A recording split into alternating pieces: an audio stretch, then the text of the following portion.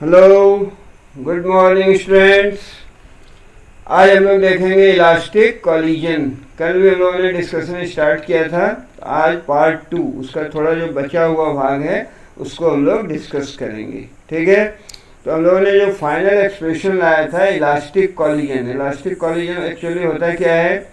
In which the momentum, total momentum is conserved and total kinetic energy is conserved. ठीक है, momentum तो elastic and inelastic collision दोनों में conserve होगा, but inelastic collision में total kinetic energy conserve नहीं होती है। हालांकि टोटल एनर्जी तो कंजर्व होगी। तो इलास्टिक कॉलिजन क्या था? Elastic collision is that in which the total momentum is conserved. Total momentum तो कंजर्व्ड है, but total kinetic energy is also conserved. और हम लोगों ने final velocity v1 and v2 के लिए एक्सप्रेशन निकाला था। वो एक्सप्रेशन लोग लिख लेते हैं।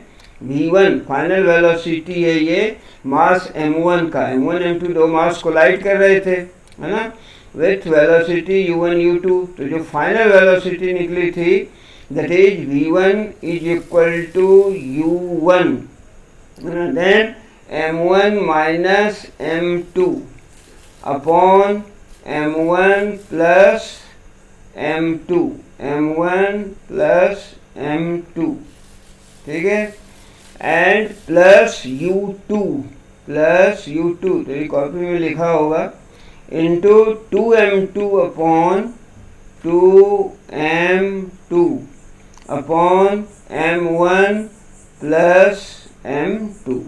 ठीक है, ये था एक्सप्रेशन।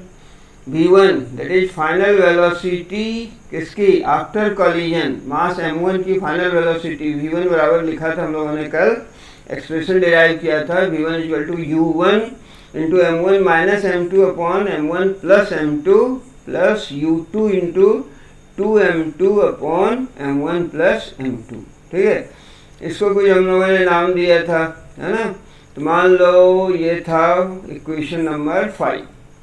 और फिर v2 के लिए final velocity of mass m2 after collision, v2 के लिए क्या एक्सप्रेशन लिखा था अपन ने? u2 then m2 minus of m1 whole divided by m1 plus m2, ठीक है, plus u2 times 2m1 upon m1 plus m2।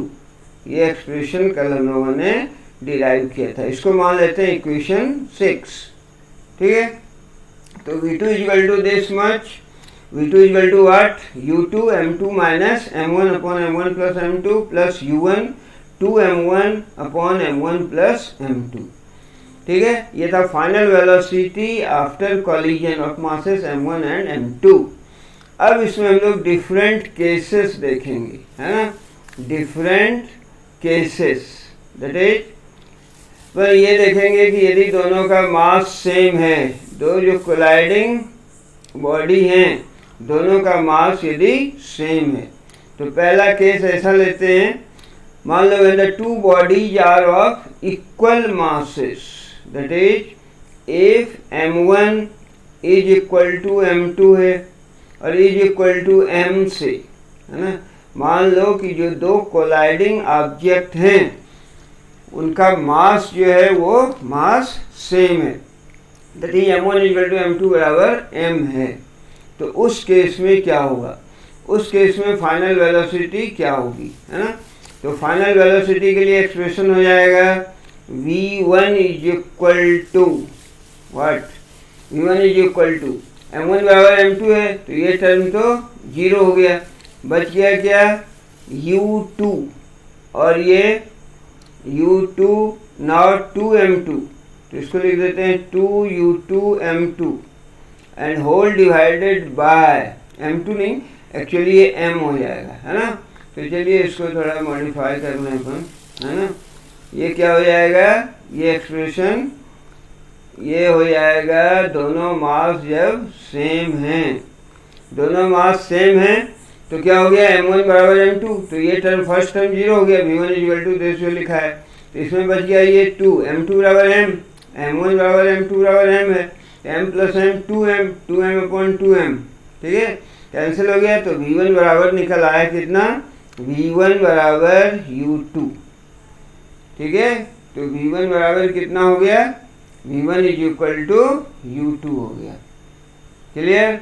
अब v2 में अपन वैल्यू रखेंगे, व्हाट इज v2, v2 के लिए जो एक्सप्रेशन है उसमें वैल्यू रखेंगे, है ना, तो v2 बराबर कितना हो जाएगा, देखो v2 बराबर, है ना, तो v2 बराबर क्या था, m2 minus m1 u2 upon m1 plus m2, तो फर्स्ट टर्म तो जीरो हो गया, तो बच गया क्या u1 times, now u1 first term ये m2 माइनस m1 तो जीरो हो गया, दिस वन u1 और ये m है अपॉन 2m, तो 2 कैंसिल, तो v2 बराबर u1 हो गया, v2 बराबर u1 हो जाएगा, ठीक है। तो ये अपने पास रिजल्ट आया कि v1 बराबर u2 and what is v2 equal to u1।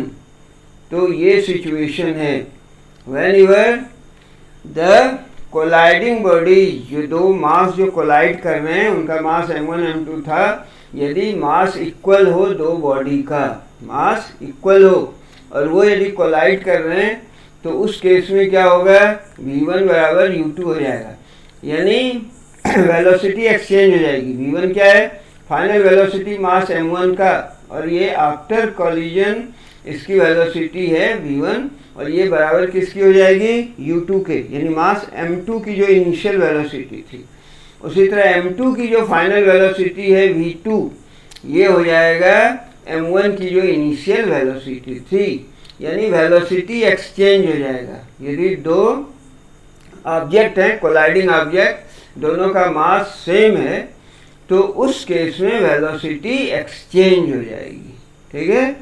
ये केस था 1। एंड सेकेंड केस अपन देखें कि when the target body is at rest, target body that is, target body यहाँ क्या है, m2 था, है ना, m1 m2, तो m1 m2 को स्ट्राइक किया था, तो m2 इज टारगेट बॉडी, तो व्हेन m2 ये रेस्ट में है, m2 इज एट रेस्ट, यही केस अपने बुक में दे रखा है, उसने यहाँ से स्टार्ट किया एक्चुअली, है ना, हम लोगों ने जनरल केस स्टार्ट किया। तो when m2 is at rest, जब m2 रेस्ट में है, टारगेट बॉडी रेस्ट में है, तो m2 की इनिशियल वेलोसिटी कितनी थी, u2, that is u2 is equal to 0, है ना, टारगेट बॉडी रेस्ट में है, तो m2 रेस्ट में है, तो उसकी इनिशियल वेलोसिटी जो u2 है वो 0 है। जब ऐसा केस होगा तो अब फाइनल वेलोसिटी के लिए हम लोग एक्सप्रेशन लिख लेते हैं। तो फाइनल वेलोसिटी के लिए एक्सप्रेशन क्या हो जाएगा, v1 is equal to u2, उसमें 0 सेट करना है, v1, ये देखो u2 0 सेट कर दिया, तो सेकेंड टर्म तो समाप्त हो गया, बच गया क्या, ये first term u1 into m1 minus m2 upon m1 plus m2, है ना, u1 इंटू क्या निकल गया, u1 इंटू u1, ठीक है, then m1 minus m2 upon m1 plus m2, m1 minus of m2 upon m1 plus m2, ठीक है, ये अब एक्सप्रेशन हो गया। इसको अपन मान लेते हैं, लेट इट बी 7, इक्वेशन 7, और v2 कितना हो जाएगा, v2 बराबर क्या था, एक्सप्रेशन देखना पड़ेगा, this v2 is equal to u2 into this much. अब u2 0 है, यहाँ पर ने क्या लिया है सेकेंड केस में कि मान लो जो टारगेट बॉडी है वो रेस्ट में है, m2 यदि रेस्ट में है तो उसकी इनिशियल वेलोसिटी u2 हो गई 0, ये 0 हो गया, तो बच क्या गया, ये second term u1 into 2m1, u1 into 2m1, u1, और इधर बच गया ब्रैकेट में 2m1 upon m1 plus m2, clear. इसको मान लेते हैं इक्वेशन 8, ठीक है, वेरी सिंपल। अपन ने डिफरेंट केस हम लोग देख रहे हैं। पहला केस क्या देखा, डिफरेंट केस में कि ये जनरल फार्मूला था v1 के लिए एंड v2 के लिए, that is velocities after collision. ये आता है एग्जाम में कि उसके पहले हम लोगों ने कल एक डेरिवेशन किया था कि उसमें भी आता है कि so that the relative velocity of approach is equal to relative velocity of separation, और इसका जो रेशियो है वो कहलाता है कोफिशिएंट ऑफ रेस्टिट्यूशन, और यदि इसका वैल्यू 1 है तो इलास्टिक कॉलिजन कहलाता है। कल मैंने चैट में एक क्वेश्चन पूछा था, तो ये कहलाता है, इसका जो रेशियो है relative velocity of approach and relative velocity of separation का, वो कहलाता है कोफिशिएंट ऑफ रेस्टिट्यूशन, और इसका वैल्यू 1 होता है इलास्टिक कॉलिजन के लिए, क्योंकि इलास्टिक कॉलिजन में relative velocity of approach is equal to relative velocity of separation. चलिए, हम लोगों ने ये एक्सप्रेशन निकाला था इलास्टिक कॉलिजन में फाइनल वेलोसिटीज के लिए, ये भी आता है ना, obtain the expression for final velocity in case of elastic collision in 1 dimension. तो v1 v2 के लिए एक्सप्रेशन निकाल देना है ना। अब हम लोग डिफरेंट केस डिस्कस कर रहे हैं, है ना। एक केस ये देखा कि जबकि दोनों कोलाइडिंग ऑब्जेक्ट का मास m1 बराबर m2 हो, बराबर m मान लिया, तो उस केस में क्या हो रहा है, वेलोसिटी एक्सचेंज हो रहा है। यहाँ वैल्यू रख के देखा अपन ने m1 बराबर m2, तो क्या आया, v1 बराबर u2 आया एंड v2 बराबर u1 आया, है ना, यानी वेलोसिटी एक्सचेंज हो जाता है, ठीक है।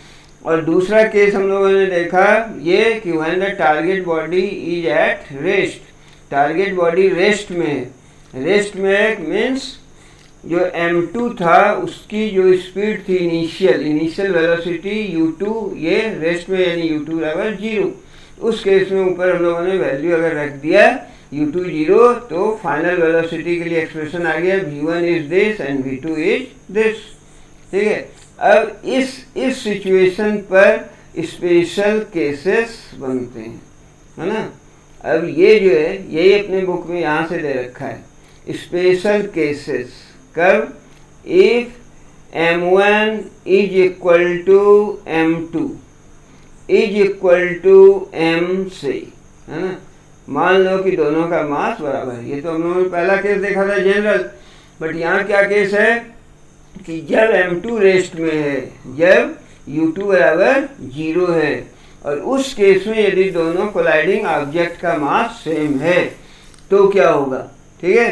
तो ये वैल्यू रख दो, है ना, ये v1 में, तो यहाँ से v1 बराबर कितना आ जाएगा देख लो, v1 इज इक्वल टू, है ना, u2 तो 0 था ही, but m1 is equal to m2 है, तो m1 is equal to m2 जब हो जाएगा तो v1 बराबर कितना आ गया 0, है ना, एंड v2 बराबर कितना हो जाएगा v2, ये देख लो, है ना, m1 बराबर m2 है तो 2m1 2m हो गया, m1m m2m m plus m 2m 2m by 2m cancel हो गया, तो v2 बराबर निकल आया u1, ठीक है। ये रिजल्ट आया। क्या देखा अपन ने, अगर मास सेम है तो पहले भी हम लोग देख चुके थे कि यदि मास सेम है तो वेलोसिटी एक्सचेंज हो जाती है, मास सेम होने पर वेलोसिटी एक्सचेंज हो जाती है। और यहाँ क्या देखा, जब टारगेट बॉडी रेस्ट में हो व्हेन u2 इज 0, और तब मास यदि सेम हो दोनों का, तो वेलोसिटी एक्सचेंज हो गई, v1 हो गया क्या, v1 बराबर u2 हो गया, ठीक है, एंड v2 बराबर u1 हो गया, ठीक है। तो यहाँ भी एक्सचेंज हो गई, नहीं क्या था, u2 रेस्ट में है तो v1 बराबर हो गया u2 यानी 0, एंड v2 बराबर हो गया u1, है ना। ऐसा बिलियर्ड्स के गेम में होता है, बिलियर्ड्स के जो प्लेयर हैं वो जानते हैं इस फैक्ट को, है ना। बिलियर्ड्स में क्या है कि दोनों जो कोलाइडिंग ये जो बॉल होते हैं दोनों का मास सेम होता है, और जिस पर स्ट्राइक कराना है अपने को बॉल को, तो वो तो रेस्ट में होता है, और जिससे स्ट्राइक कराया स्टिक से ठेला उसको पुश किया तो वो मोशन में है ना। तो क्या है, m1 तो मोशन में है और m2 रेस्ट में है, तो यहाँ यही हो गया कि when m2 is eight rest, और ये case when m1 is equal to m2, दोनों जो बिलियर्ड्स बॉल होते हैं दोनों का मास सेम होता है ना। बिलियर्ड्स बॉल का जो मास है वो सेम है, ठीक है। तो तो ये फिगर मैंने लाया है दिस वन, ठीक है, दिख रहा है ये वाला फिगर है ना। यहाँ देखो ये लड़की खेल रही है, रेड बॉल वाइट बॉल को ये स्ट्राइक कर रही है ना। यहाँ कौन सा बॉल है, this ball is white ball and this one is yellow, है ना। तो एक्चुअली इसको जब स्ट्राइक करेंगे तो ये तो आ गई, क्या है इसकी स्पीड है u1, है ना। और ये u2 जो सेकंड बॉल है, जो टारगेट है, ये रेस्ट में है, तो यहाँ पर u2 बराबर कितनी है, u2 बराबर 0, ये रेस्ट में है, और ये तो u1 है ना, इसकी स्पीड है। तो अब क्या हो जाएगा, अब एक्सचेंज हो जाएगा, मास बराबर है तो वेलोसिटी एक्सचेंज हो जाएगी, यानी अब इसकी जो स्पीड है ये क्या हो जाएगी, ये सेकंड वन की, यानी v2, ये v1 बराबर कितना हो गया, v1 बराबर 0 हो गया एंड v2 बराबर u1 हो गया। वेलोसिटी यानी एक्सचेंज हो रही है ना। यानी ये जो u1 है, ये u1 बराबर कितना हो जाएगा, u1 बराबर v2, ये रेस्ट में आ जाएगा और इसकी स्पीड ये ले लेगा, है ना। u2 बराबर क्या हो गया, v2 बराबर u1, v2 बराबर u1, दिख रहा है ना, v2 बराबर u1 और v1 बराबर 0, v1 0 यानी कि जो कोलाइडिंग ऑब्जेक्ट है ये 1, ये है 1, इसकी फाइनल वेलोसिटी क्या हो जाएगी अब 0। ये जब स्ट्राइक करेगा वाइट येलो को तो वाइट वाला क्या आ जाएगा, रेस्ट में आ जाएगा, इसकी फाइनल वेलोसिटी v1 हो जाएगी 0, यानी u2 की स्पीड हो जाएगी इसकी, ये रेस्ट में आ जाएगा वाइट वाला, और येलो वाला u1 स्पीड से चलने लगेगा, यानी v2 बराबर हो जाएगा u1, ठीक है।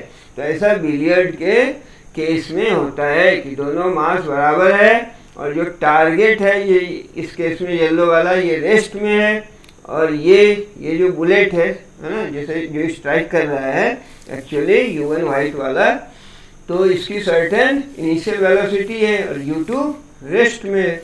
अब क्या होगा, u1 रेस्ट में आ जाएगा और u1 वेलोसिटी से चलने लगेगा, है ना, यानी वेलोसिटी एक्सचेंज हो गया। और चूंकि दूसरा रेस्ट में था इसलिए एक्सचेंज ऐसा हुआ कि पहले वाले की जो वेलोसिटी है वो अब हो गई 0, v1 बराबर 0, और दूसरे वाला पहले की स्पीड से चलने लगा। तो ऐसा बिलियर्ड्स के गेम में होता है, ठीक है। और दूसरा ले लेते हैं अपन, ऐसा सिचुएशन यदि है, मान लो if m1 is much greater than m2, यानी m1 जो स्ट्राइक कर रहा है बॉडी है ना, m2 टारगेट है, तो जो स्ट्राइकिंग बॉडी है उसका मास बहुत ज़्यादा है इन कंपेरिजन टू टारगेट, है ना। तो उस केस में क्या होगा, उस केस में हम लोग देखें तो ये अपना रिलेशन था, इसको थोड़ा इधर करते हैं, है ना, ये relation v1 is equal to this u1 m1 minus m2 by this and v2 is equal to u1 2m1 by m1 plus m2। ये किसका केस है, when u2 is 0। अब इसमें स्पेशल केस निकाला था अपन ने, m1 बराबर m2 होगा तो ये आया v1 0 v2 बराबर u1, और जब m1 much greater than m2 हो तो m2 नेग्लेक्ट हो जाएगा m1 के कंपेरिजन में, तो v1 के लिए एक्सप्रेशन क्या आएगा, यहाँ से देख लो ऊपर से, v1 is equal to u1 हो गया ये, ठीक है। Now m1 is much greater than m2, तो m2 नेग्लेक्ट हो गया, ये क्या बच गया m1, और नीचे भी m1 प्लस m2, ये भी बराबर m1 हो गया, यानी m1 माइनस m2 भी m1 प्लस m2 भी m1 हो गया, क्योंकि m2 बहुत कम है, नेग्लेक्ट हो गया m1 के कंपेरिजन में। तो v1 बराबर देखो क्या आ गया v1 बराबर u1, and what about v2 बराबर ये एक्सप्रेशन v2 बराबर u1, तो ये हो गया u1। नाउ ये m1 है और यहाँ m1 प्लस m2 बहुत कम है, m2 को नेग्लेक्ट कर दिया, बच गया m1, है ना।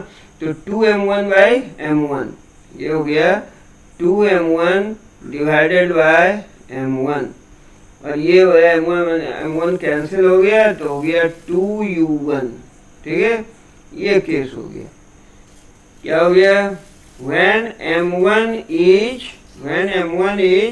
much greater than m2, जो स्ट्राइकिंग बॉडी है उसका मास बहुत ज़्यादा है, स्ट्राइकिंग बॉडी का मास बहुत ज़्यादा है। When m1 is much greater than m2, उस केस में जो फाइनल वेलोसिटी होगी m1 की वो u1 के बराबर होगी। यानी जब कॉलिजन होगा, आफ्टर कॉलिजन m1 बहुत हैवियर है, तो कॉलिजन के बाद भी इसकी जो वेलोसिटी है v1 ये इनिशियल के ही बराबर होगी, इसमें चेंज नहीं होगा, है ना। भारी वाला जब हल्के वाले से स्ट्राइक करेगा, कोलाइड करेगा, तो भारी जो हैवियर ऑब्जेक्ट है उसकी वेलोसिटी उतनी ही होगी, जितनी इनिशियल वेलोसिटी थी उतनी ही फाइनल होगी। बट सेकेंड वन जो लाइटर ऑब्जेक्ट है m2, इसकी जो वेलोसिटी होगी after collision, final velocity v2, ये जो स्ट्राइकिंग बॉडी की इनिशियल स्पीड थी u1 उससे 2 टाइम्स ज़्यादा होगा, है ना। तो ये किसका केस है? ये केस है किसका? जब पिंग पोंग बॉल पैडल को स्ट्राइक करता है, पिंग पोंग बॉल, ये फिगर जो लाया था, हाँ दिस वन, है ना। ये है ping pong ball, this one, है ना, और ये है पैडल, ठीक है। एक्चुअली जो किस खेल में होता है? टेबल टेनिस में होता है ना। तो ये जो पैडल है, पैडल इसका मास बहुत क्या है? बहुत ज़्यादा है, और पिंग पोंग बॉल का मास उसके कंपैरिजन में बहुत कम है। तो यहाँ हो गया m1 is much greater than m2, ठीक है।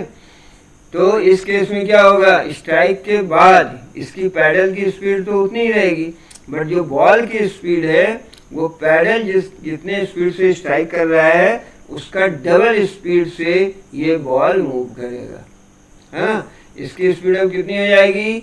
2u1, है ना, और पैडल की स्पीड इसकी v1 बराबर u1 ही रहेगी, ठीक है। तो ये है जो कि पैडल स्ट्राइक करेगा पिंग पोंग बॉल को। तो पैडल बहुत हैवियर है इसके कंपैरिजन में, है ना, पिंग पोंग बॉल के कंपैरिजन में ये बहुत हैवियर है। तो आफ्टर कॉलिजन क्या रिजल्ट आया कि ये जो हैवियर है ये इसकी फाइनल वेलोसिटी इसके इनिशियल के बराबर रहेगी, इसमें कोई चेंज नहीं होगा इससे स्ट्राइक करने के बाद। बट ये जो बॉल है ये 2 टाइम्स स्पीड एक्वायर करेगा। कौन सा स्पीड? जिससे इसको स्ट्राइक किया गया है। इनिशियली ये तो रेस्ट में था, m2 क्या है? ये रेस्ट में था पिंग पोंग बॉल, ठीक है। तो ये सिचुएशन होगा, दैट इज जो v2 है, v1 पैडल हैवियर वाला, वो तो जिस इनिशियल स्पीड से आ रहा था उसी स्पीड से जाएगा फिर। बट सेकेंड v2 है जो रेस्ट में था पिंग पोंग बॉल, वो 2 टाइम्स स्पीड एक्वायर करेगा, किसके? जो पैडल की स्पीड है, ठीक है। तो ये अपन ने देखा, हालांकि यहाँ नेमिंग थोड़ा अपन ने किया 1 2, और यहाँ स्पेशल केस में इसको ए बी कर दें, नहीं तो कंफ्यूजन हो जाएगा, है ना। ए ये बी था, and now another one that is, इसको बोल देते हैं अपन सी, है ना। नाउ तीसरा केस लेते हैं सी में क्या लेंगे? मान लो कि m1 is much less than m2 हो, तो क्या हो, है ना। पहला क्या देखा? m1 is equal to m2, m1 is much greater than m2। अब मान लो यदि ऐसा है कि m1 is much less than m2 है, और m2 तो रेस्ट में है, उसी का केस देख रहे हैं, u2 इज इक्वल टू 0 वाला केस है ना। तो इस केस में क्या हो जाएगा? इस केस में v1 बराबर कितना होगा? ये एक्सप्रेशन तो अपने को वहीं से देखना पड़ेगा। फिर कहाँ आया था? ये था एक्सप्रेशन, है ना। थोड़ा सा इधर करें, हाँ, ये v1 is equal to u1 into m1 minus m2 by m1 plus m2, ये था एक्सप्रेशन। किसके लिए? जब m2 रेस्ट में है। तो अब यहाँ क्या करना है? m2 much greater than m1 है, तो यहाँ m1 नेग्लेक्ट हो गया, m1 न्यूमरेटर में नेग्लेक्ट हो गया, तो ये बच गया माइनस m2, और यहाँ भी m1 नेग्लेक्ट है तो m2, तो minus m2 by m2, u1 into minus of m2 upon m2 हो गया ये, और ये बराबर हो गया माइनस ऑफ u1, यानी जो v1 की v1 यानी m1 की जो स्पीड है वो क्या होगी, पहले जो m1 की स्पीड थी इनिशियल या वेलोसिटी उसके बराबर होगी, बट डायरेक्शन अपोजिट होगा, है ना। और v2 बराबर कितना होगा, फाइनल वेलोसिटी, टारगेट रेस्ट में है, टारगेट क्या है, टारगेट इज एट रेस्ट, तो v2 बराबर ये एक्सप्रेशन है, देखो u1 2m1, m1 तो बहुत कम बताया अपने, है ना, upon m1 plus m2, m2 बहुत ज़्यादा है m1 के कंपेरिजन में, m2 is much greater than m1, तो ये हो गया m2, तो ये हो गया 2m1 bye m2, u1 into 2m1 upon m2, and m2 क्या है, m2 is much greater than m1 है ना, तो न्यूमरेटर तो बहुत छोटा है और m2 डिनोमिनेटर बहुत बड़ा है, तो ये क्या होगा, इसका वैल्यू बहुत कम होगा, very very small and nearly zero, v2 क्या हो गया, जीरो हो गया, है ना। क्या केस था कि जो टारगेट है u2 ये तो रेस्ट में है ही, तो सेकंड केस अपन ने लिया ही है, और क्या देखा अपन ने, if m2 is much greater than m1, यानी जो टारगेट है वो क्या है, रेस्ट में है और बहुत हैवियर है ना। इसका एग्जाम्पल क्या होगा, तो इस केस में एक्चुअली हो क्या रहा है, जो v1 जो स्ट्राइकिंग बॉडी है वो सेम वेलोसिटी से रीबाउंड कर जाएगी, v1 बराबर माइनस u1 हो जाएगा, और v2 है ना जो मासिव ऑब्जेक्ट है वो प्रैक्टिकली रेस्ट में रहेगा, जैसे दीवार, इसका भी एक लाया मैंने इमेज, है ना, देश कहाँ गया यार, ये वाला केस है ना, ये बिफोर मतलब ये बॉल है और ये बॉल इस डायरेक्शन में फेंका, है ना, ये दीवार है, दिस वन इज वॉल का जो मास है ये बहुत बहुत ज़्यादा है, किसके, मान लो ये टेनिस बॉल है, तो बॉल के कंपैरिजन में ये जो दीवार है वॉल, इसका मास बहुत ही ज़्यादा है, तो m2 is much greater than m1 हो गया। स्ट्राइक कराएंगे टेनिस बॉल को तो क्या होगा, दीवार तो नहीं हिलना है ना, दीवार प्रैक्टिकली ये रेस्ट में ही रहेगा, बट ये जो टेनिस बॉल है ये अपोजिट डायरेक्शन में, इस डायरेक्शन में रीबाउंड करेगी, तो अगर ये डायरेक्शन लिया अपने पॉजिटिव एक्स एक्सिस के लॉन्ग प्लस, तो ये डायरेक्शन क्या होगा, माइनस, तो ये हम लोगों ने क्या बोला इसको, अगर ये u1 है तो ये वाली जो वेलोसिटी है ये क्या होगी, v1, है ना, तो u1 और ये v1 ये बराबर होगी, u1 बराबर माइनस ऑफ v1 होगा, ठीक है, तो u1 बराबर हो गया माइनस ऑफ v1, क्लियर, ये हो गया, है ना, और v2 जो है वो क्या होगा, वो होगा प्रैक्टिकली रेस्ट में, तो v2 आ गया प्रैक्टिकली रेस्ट में, और v1 बराबर हो गया माइनस ऑफ u1, ठीक है। तो ये था सिचुएशन किसका, इलास्टिक कॉलिजन में स्पेशल केसेस देखे अपने, है ना, दो केस देखे पहले, different case, when the two bodies are of equal mass, जबकि इक्वल मास का यदि टू बॉडी है तो उस केस में क्या होगा, है ना, इक्वल मास का टू बॉडी है तो उस केस में क्या होगा, वेलोसिटी एक्सचेंज हो जाएगी, है ना। फिर देखा अपन ने जबकि दूसरा जो टारगेट है वो यदि रेस्ट में है, एक्सप्रेशन डिराइव किया, एंड देन जो दूसरा केस था उसमें तीन केस देखा अपन, जब दोनों बॉडी का मास सेम हो, m1 बराबर m2 हो, है ना, तब क्या होगा, वेलोसिटी तो एक्सचेंज हो जाएगी यहाँ भी, है ना। फिर देखा सेकेंड वन जो बिलियर्ड्स में होता है एक्चुअली, फिर देखा second one if m1 is much greater than m2, फिर देखा third one when m2 is much greater than m1, है ना।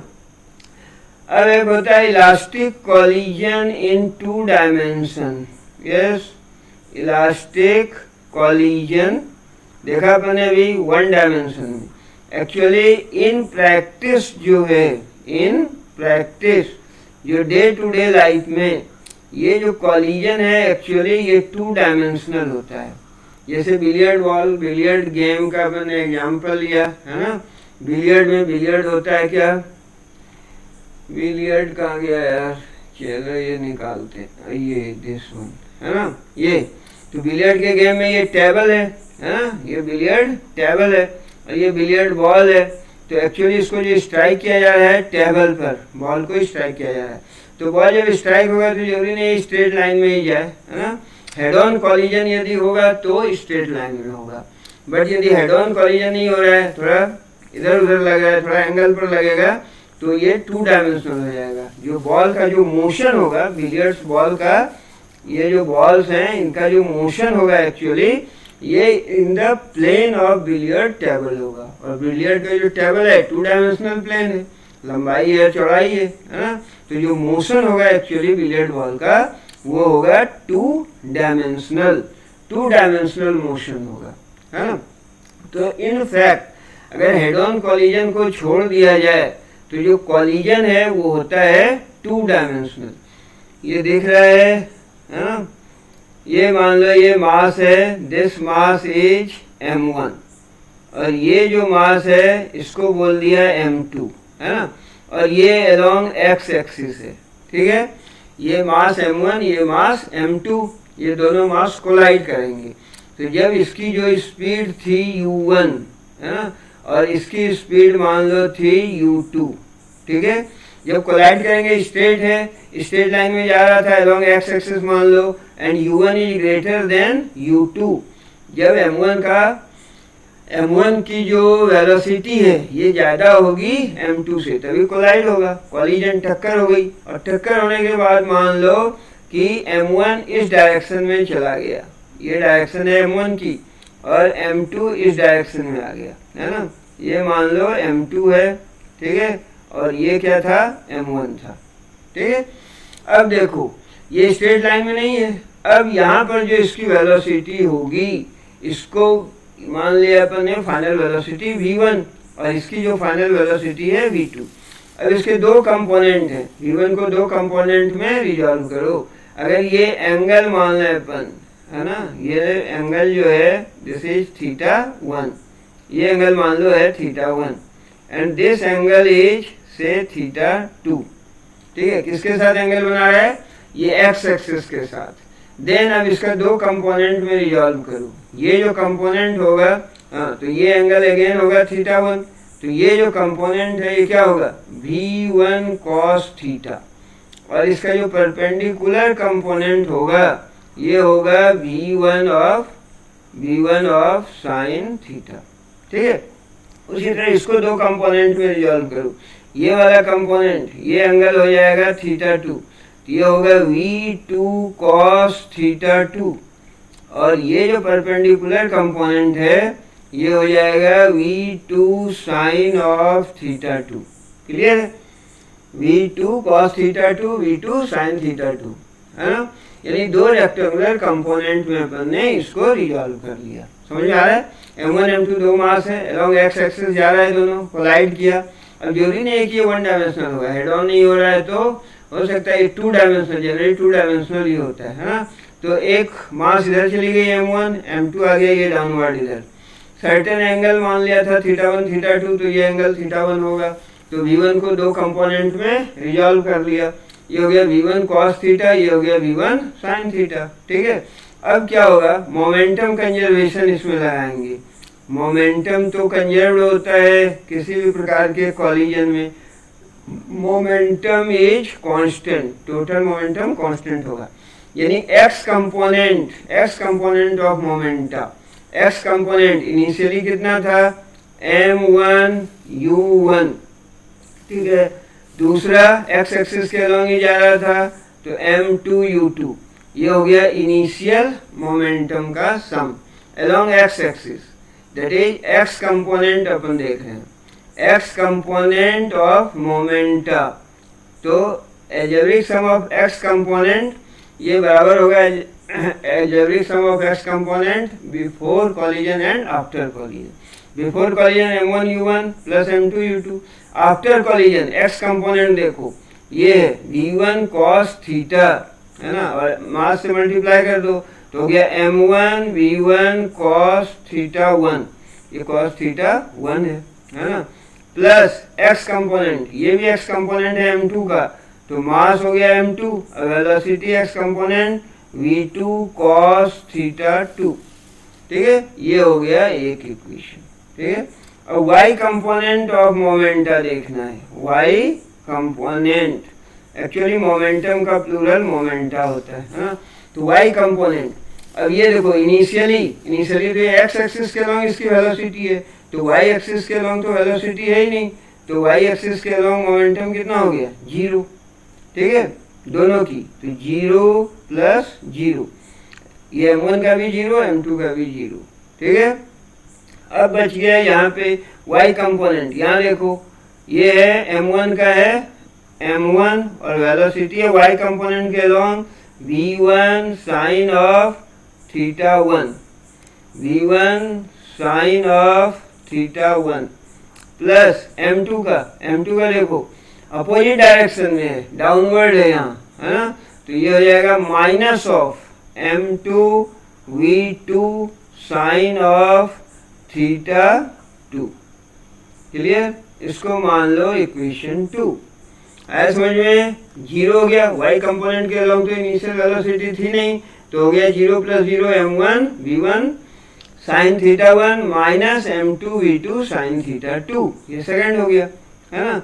फिर काइनेटिक एनर्जी भी कंजर्व्ड होगी, है ना, क्योंकि इलास्टिक कॉलिजन यदि है तो kinetic energy is constant, kinetic energy is conserved, और जब काइनेटिक एनर्जी कंजर्व्ड होगी तो क्या होगी, पहले हाफ m1 और इसकी इनिशियल वेलोसिटी कितनी थी u1, तो half mv square, half m1 u1 square plus half second की m2 u2 स्क्वायर, है ना, और वेलोसिटी, फाइनल वेलोसिटी कितनी है v1 एंड v2, तो यहाँ तो अपन क्या लेंगे, स्क्वायर लेंगे, इसलिए ये तो सिंपली ये हो जाएगा half m1 v1 square plus half of m2 v2 square, ये हो गया इक्वेशन थर्ड, ठीक है।